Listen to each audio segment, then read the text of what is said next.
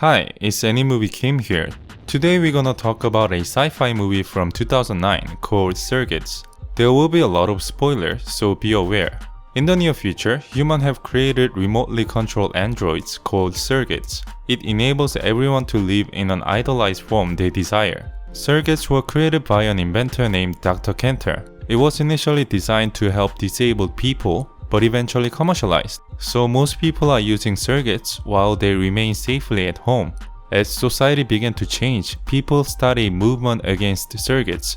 These people call themselves Dreads, and they established reservations around the country free from surrogates, led by their leader Zaya Powell. One night, a young rich guy is heading to watch an opera, but seems not interested, so he changes the destination to a nightclub. At the club, he meets one attractive woman and they seem to like each other, so they go outside to have some intimate time. But some stranger appears and attacks them with some kind of shockwave.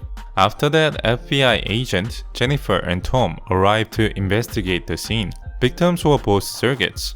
Their eyes have burnt out and the memory chip was also damaged. Tom and Jennifer visit the female surrogate operator's place, but finds out he was killed as surrogates was destroyed, which is not supposed to happen. They couldn't find much evidence, so Tom decided to head back home. Turns out Tom also has been using surrogate. Next day in a college dormitory, students find one of their friends is dead while using surrogate. At the FBI, they brief the situation, saying that both victims' brains were liquefied. Tom and Jennifer see the footage of the suspect, who is using some kind of weapon. Also, they find out that the student killed, named Jared, is a son of Dr. Cantor, the inventor of surrogates. So Jennifer and Tom decide to visit Cantor and meet his surrogate. Cantor tells them his son was using one of his surrogates and realizes that his son was killed because of him. He logs out from the surrogate and shed tears. Next, Tom and Jennifer head to VSI, the company that manufactures surrogates, and meet with the representatives. Tom asks if they know the problem with surrogates' head exploding and killing the operators. They become defensive and refuse to give a clear answer. So Tom and Jennifer just head to engineering floor and meet one of the engineers.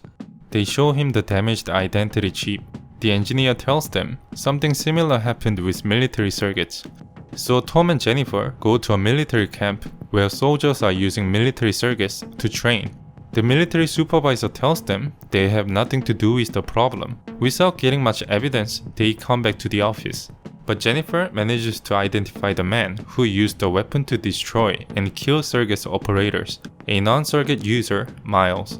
Then they head to the monitoring department and the staff called Bobby tells them Miles has been found. So Tom immediately goes after Miles on a helicopter. Next, we see Miles chased by police cars, but he manages to take down police officers with the weapon he has. As seen in the footage, all surrogates get their eyes popped out. Tom manages to log out from the surrogate before getting killed, but the pilot gets destroyed and helicopter crash lands into one of Dread's reservation camp. Tom reconnects to continue the chase. He eventually catches up with Miles, even steals the weapon, but immediately gets shot by the people in the camp, completely losing his surrogate. Tom is badly hurt and calls for help. Luckily his wife finds him and takes him to emergency. On the other side, Powell and his men are searching at Miles' house. Powell asks who gave him the weapon. Miles tells him he does not know any information about the person, was only paid to use the weapon. A news report later shows that Powell sees the helicopter crash as an attack against Dreads and decides to take a revolution against surrogates. Meanwhile, in the hospital, Tom wakes up and sees his supervisor, Andrew. He tells Tom that he is suspended and advises him to take a rest. He was not happy with the decision, so Tom just comes out from the hospital and works on the case by himself. He decides to go to Dread's camp. Since he's not using surrogate, he manages to get inside. Surprisingly, he finds out that Miles is dead and sees Powell giving a speech saying death isn't the end, it's just a new beginning, and how the life of surrogate is fake. After that, Tom tries to approach Powell but gets beat up by his men for some reason. Tom asks Powell where the weapon is, but he doesn't give the answer, although it turns out he does have the weapon. As Tom gets out of the camp, he meets a surrogate who turns out to be Dr. Cantor. He suggests Tom to focus his investigation on the weapon to find where it came from. So he goes back to the FBI and tries to research the weapon. Tom finds out that it was VSI that created the weapon for the military. That night, some people breaks into Jennifer's house. They kill Jennifer and takes over her circuit. The next day, Tom goes back to the military and shows the picture of the weapon. Military person tells him it is a weapon created by VSI to destroy circuit with a virus. But the virus managed to penetrate the system and kill the operator. After that, all the test weapons were destroyed. Tom tells him the location of the weapon, so the military decide to raid the Dredd camp. Soldiers arrive at the place and Powell's men try to fight back, but are quickly taken down. Powell gets shot, and surprisingly, it was a circuit, not a human. Also, it is revealed that Cantor is the one that had been controlling Powell. The next scene shows Tom is meeting with fake Jennifer. They find out that it was FBI supervisor, Andrew, who hired Miles to assassinate Cantor. Tom goes back to the office to confront Andrew, but he refuses to say anything about it. Before he tries to kick Tom out of the office, Tom stabs the circuit back in the head, paralyzing it, and downloads all the classified data from the computer. He then meets with fake Jennifer and runs away with a car. As Tom looks through the data, he realizes that Cantor has been funding the anti-circuit movement, and he wants to destroy circuits. Fake Jennifer asks him to find the code to activate the weapon. As soon as he finds it, she purposely crashed the car into a truck. She runs away with the weapon and Tom tries to chase after her, but eventually she escapes.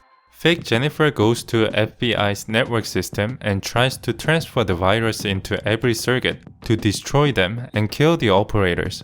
Tom hears the situation from Bobby and goes to find Cantor. Meanwhile, at the FBI, Andrew comes to talk with fake Jennifer. Turns out, it is Cantor that is controlling Jennifer. Andrew says since they knew Cantor wanted to destroy circuits, VSI had no choice but to kill him, since it will set humanity backward. Cantor says he wants everyone to live like human beings and blasts the weapon on Andrew, which kills him and the operator. Tom gets to Cantor's place, manages to break into his room, but it was too late. The virus is transferred and Cantor commits suicide. Tom logs into Jennifer's circuit and with help of Bobby, he tries to stop the virus. Luckily, he manages to stop the virus from killing the operators. Bobby also tells a way to stop circuits from getting destroyed, but Tom chooses to destroy all the circuits. So every circuit in the city deactivates. People come out from their houses wondering what has happened. Now, they will live their lives without circuits once again. What do you guys think about this movie? I think it's an interesting future where humans live through the AI rather than living with it.